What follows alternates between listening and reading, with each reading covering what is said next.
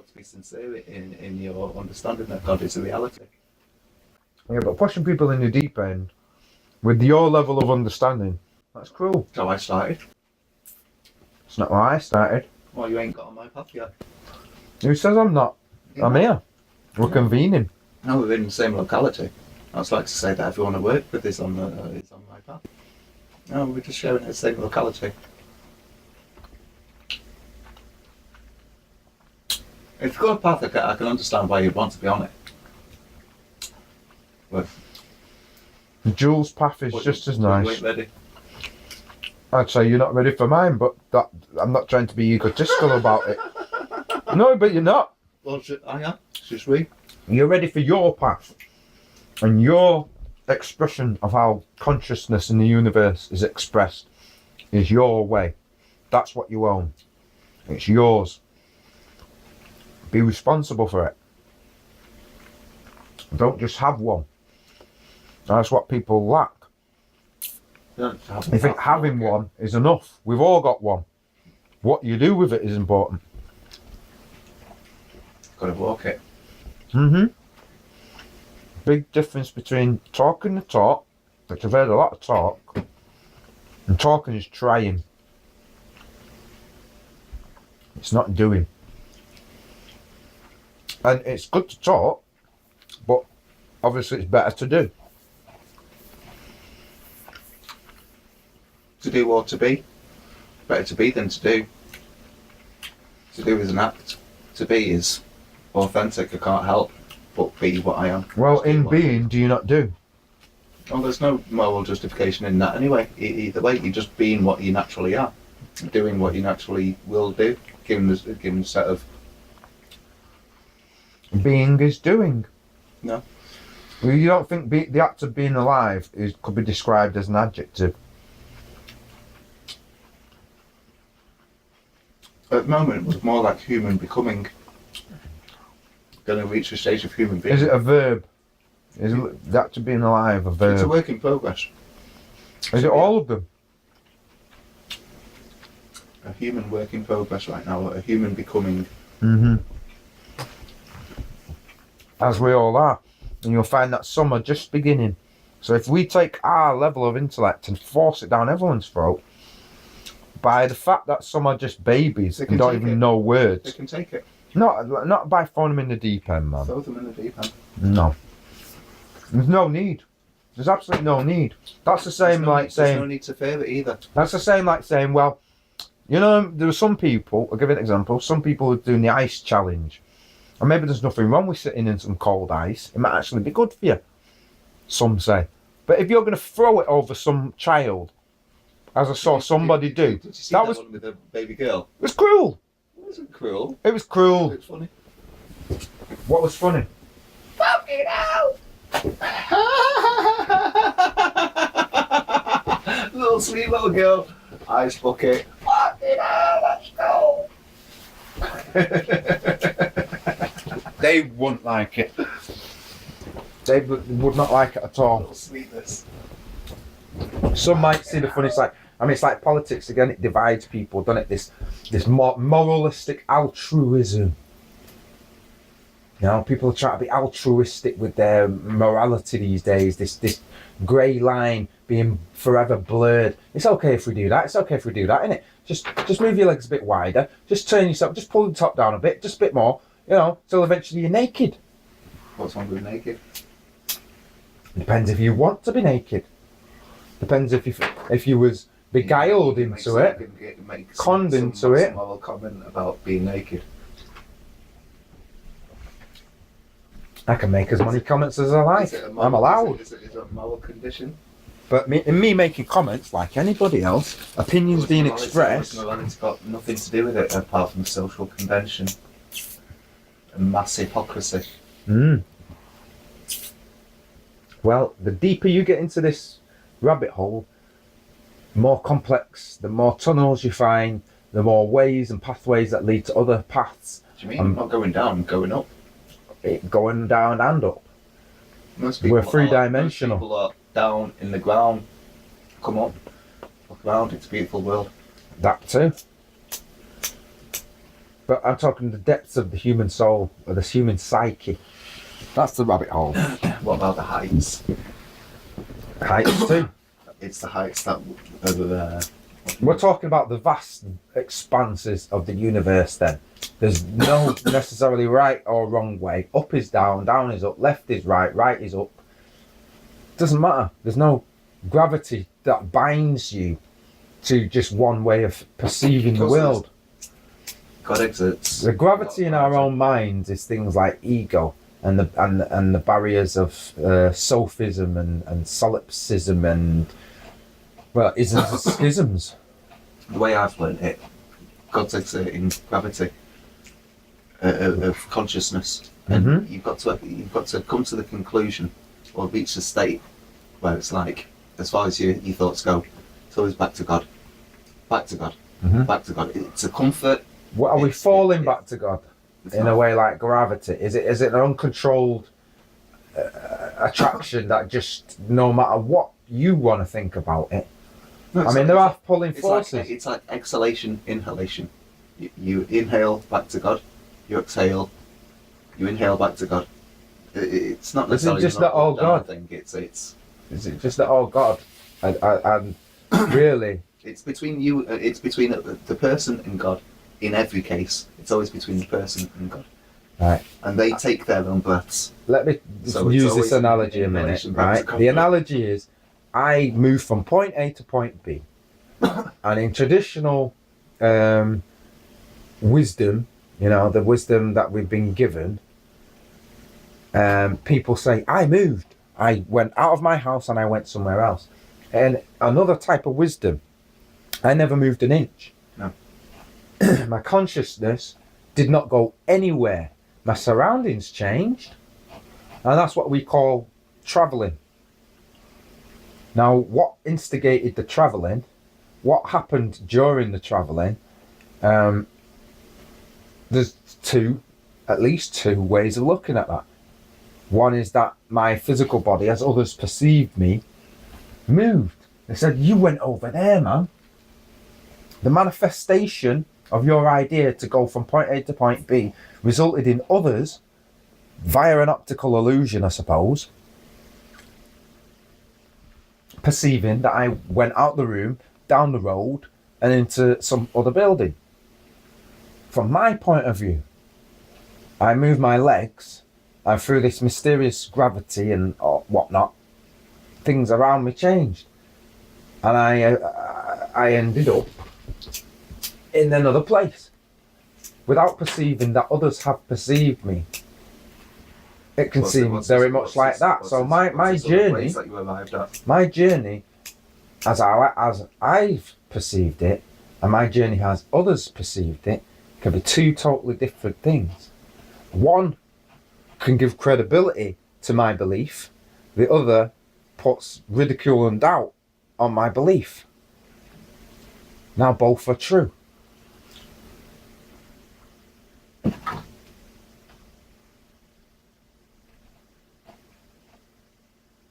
Hence, if you look at the metaphor of Christ's raising up, praising, and then simultaneous ridicule by the same people, by the people that was praising him 1 minute.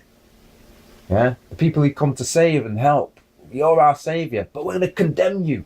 You're the truth that we need to make our lives better, but we can't accept it because it involves us changing our customs and our beliefs and the way. No, we're not going to. And some would say that the Scottish vote was like that. It's another way of looking at it. I won't even. And almost semi-religious. I won't even dwell on that Scottish vote. I think it's a good talking point. I think it can be used positively as well as negatively. It's a start point for the Scottish people to recognise that for change to occur, change is a gradual thing and it involves hard work. And if they're truly determined... In an instant, in a blink of an eye. Yeah. Start on the path you mean to go on and make sure that you're going to get agreement from others. Make sure it's a positive thing. If it's something like building and uniting, I'm sure more people will go for that than the other. But the mindset they're in just shows how selfish some people really are. They're not even because if the problems say, "Oh, I haven't got enough money," all right. Well, if the government gave you all your dole back and everything, oh, it's all right now, is it? It's good again. So you won't bother with all of that. It's apathy then. They're not really interested in solutions. They're interested in, what protests are designed to do, which is create the mob mentality. Trying to spearhead this soundbite that really isn't adequate to. It's the same thing governments do. They've become the politician unknowingly. Yeah, soundbite alone is not enough. Detailed science, like how they explain evolution over and over and over till you get it. Yeah. Well, if there's anything about what we're saying that is provable or doable, let's do it. Scientifically, let's put it out there. Solution think. Zeitgeist is one way, but others have got that duty as well, and together we'll get the bigger picture. A good idea is a good idea, just like the telescope. Once someone come up with that, everyone wanted one. Yeah, back in the day when it was a big thing. But people forget about the basic things we've already got. Let's go revisit the telescope. Let's see what we could do with that. I don't mean for the pervs, I mean for the people that are looking to improve things, people that would look out into the look at the stars and ponder the things that we are. And realise that this is great. This is a big mystery. This is a big game. This is a big Cluedo. Big chess game. Black and white pieces, you know what I mean? Black and white checkered board. Do you know how this world is put together? Do you know it's just a game? And we don't even tell you the rules of the game. You got to figure it out. What kind of cryptic, nightmare, sadistic, That's why some people say, "Oh, there's no God." Like the Archbishop of England, he's like, "I'm not so sure if I believe there's a God," he says. What the hell are you doing there then? Claiming money and wearing big hat and getting chauffeur driven and food and all that. Come out. Clearly you're not up to the job then. You're supposed to represent things well, you've got answers. But again, it's the same like government. How can a Christian be sure that there's a God? The two don't go together.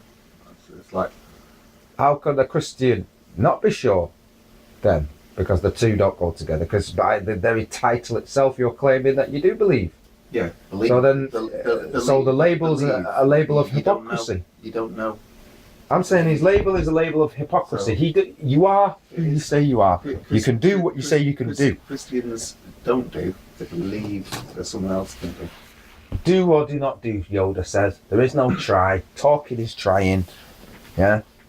You either do it or you don't. You either believe or you don't. But sitting there as a hypocrite saying, "I'm a Jedi," they're not up to the job. And there are plenty out there that are up to the job, but they're frightened of those ones because those are the ones that will probably start to change people. Don't trust a Christian. They're the kind of people that would probably change people. And not necessarily for the better or the worse, but certainly change is involved. Don't trust a Christian, don't trust a Muslim, don't trust a Jew. That's the problem. Don't trust a Buddhist. Don't trust and don't like and don't. They're a restricted word. Don't. And it makes the outlook on life very restrictive. So how are the solutions in that? Fear and don'ts. What about do love? What about do give? Do trust? Do forgive? Do try to work with?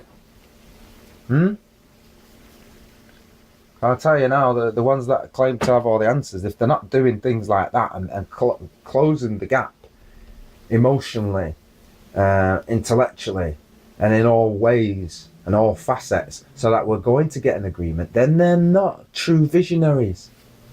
They're not true anythings. They're not solutions. They're just, mouthpieces. And people just need to be careful, that's all. They need to have their own heads screwed on. Start taking time and realising they don't know enough to make any decision. what were you watching? That girl in the red dress? Yeah, exactly. Trust her. Mm. But until the person's on the floor.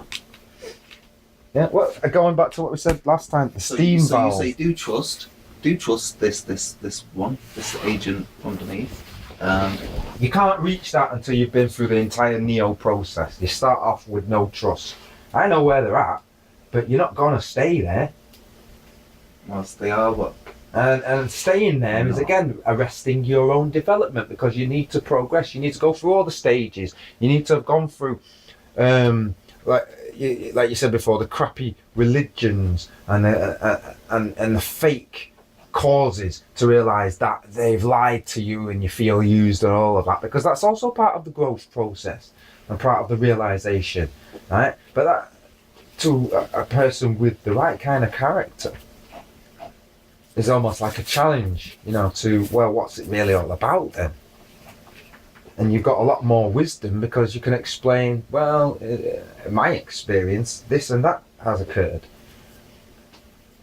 Depending on how much you can absorb from that. I mean, some of the experiences I've had, as you know, it's been like 20 odd years of reasonings and working it out and, getting input from all sorts of people. But I'll tell you something, what's useful is the stuff I use. Chewing the meat and spitting out the bone. It's livable. It's productive. You can tell a tree by its fruits and the kind of fruits it produces. And if your fruit is a goodly fruit and it blesses people, that's what it's all about, isn't it? That's it. Yeah. It's more than just knowing God and there's a God and he's with me and I'm with him. More than that. More than that? What's more than that? Well, the parable of the servants, innit? That were given talents. Do you think that has some relevance?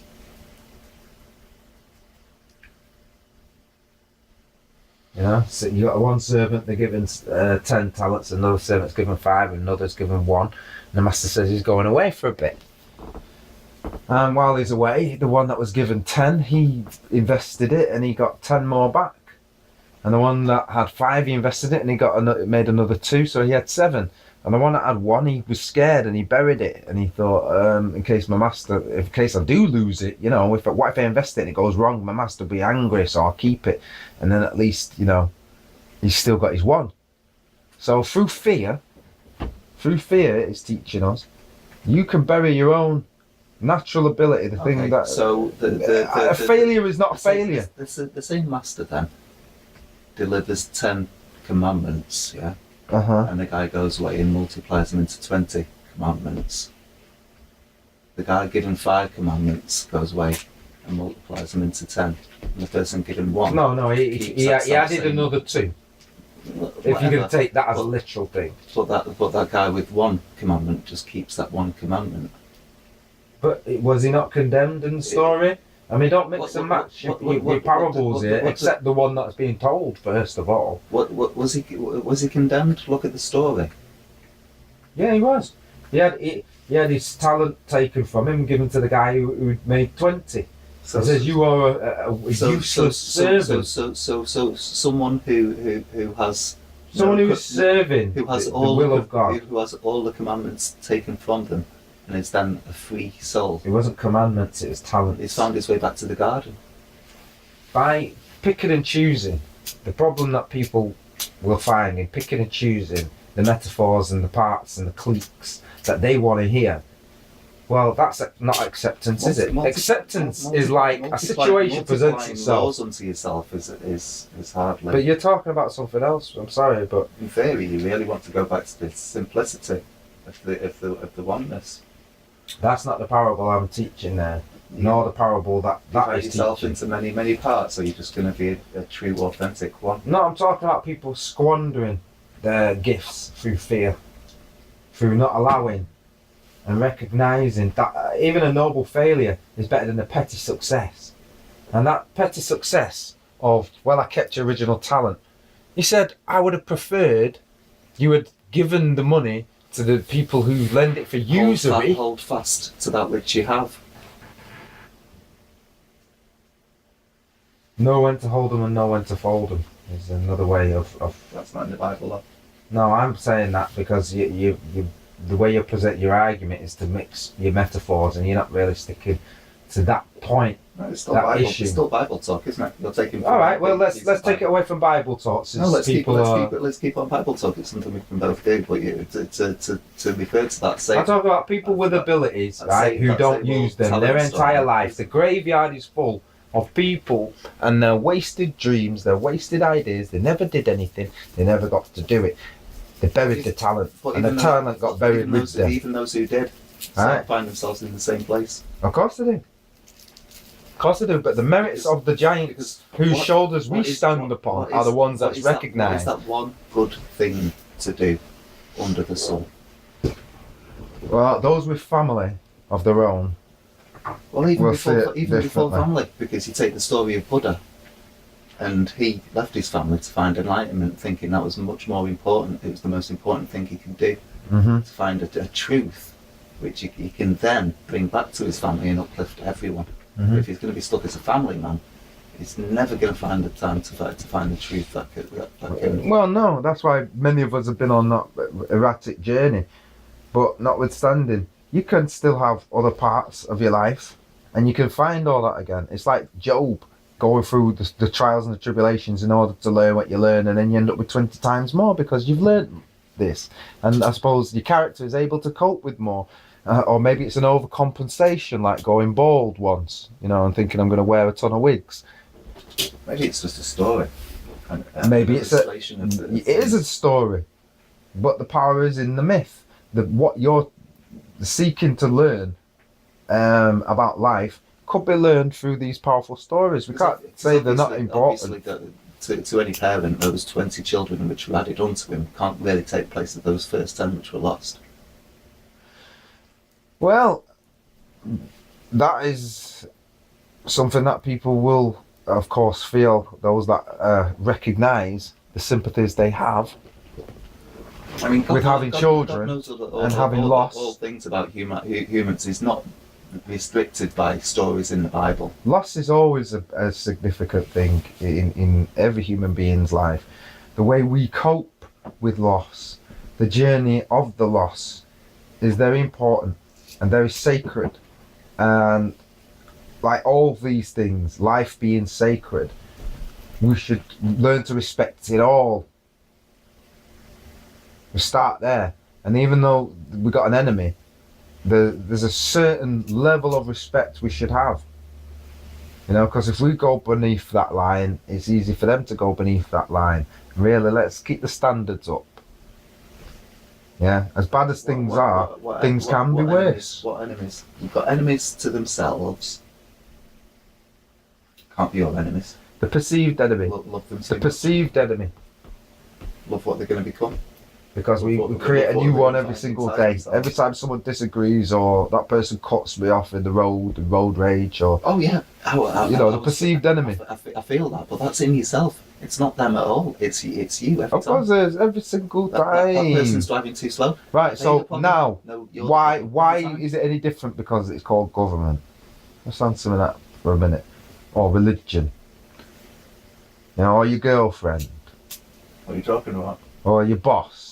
Why is what you just said there about recognising that the enemy you're perceiving is truly the enemy of yourself and your inability to not get frustrated and to cope with things and to quell your anger and your ego for just a second and just put things into perspective and say, children make mistakes and adults are just children that are older, and therefore we make mistakes and children make mistakes. And how do we want the world to be for children? How do we want it to be for us? And what kind of world are we leaving behind? And is it selfish because, I've had my childhood now, fuck all children, because I'm selfish. No one else can have a good time. I'm an adult and I'm going to continue to live like a child. Yeah. Nah, man. Because I saw that going on as well, all the drunken yobbishness, that it's far from intellectualism. It's far from what is required. Emotion, yes, it's an important part of being a human being, but if every decision you're making is based on emotion, You look like an idiot. You know, you just look like a mess. You need to be able to put together 2 and 2 and make 4. You need to have all of these skills, and that's where the answer lies. It's a long, methodical process, and you just got to get with it. Yeah, because everything else is doomed to failure and will not reap the rewards that people are actually looking, which is prosperity. And being able to look at that tree and look at the fruit of that tree and say, that's what we need. That's what's feeding people. That's what's helping people. That's what's changing the world positively. More things in the world get changed by TV than probably anything else. So, you know, as much as people hate TV, TV can also be a great tool and has been a great tool. But who's chose to watch what? There was the power. That's what deceived many. The power of choice. And not being able to fathom the choices of others.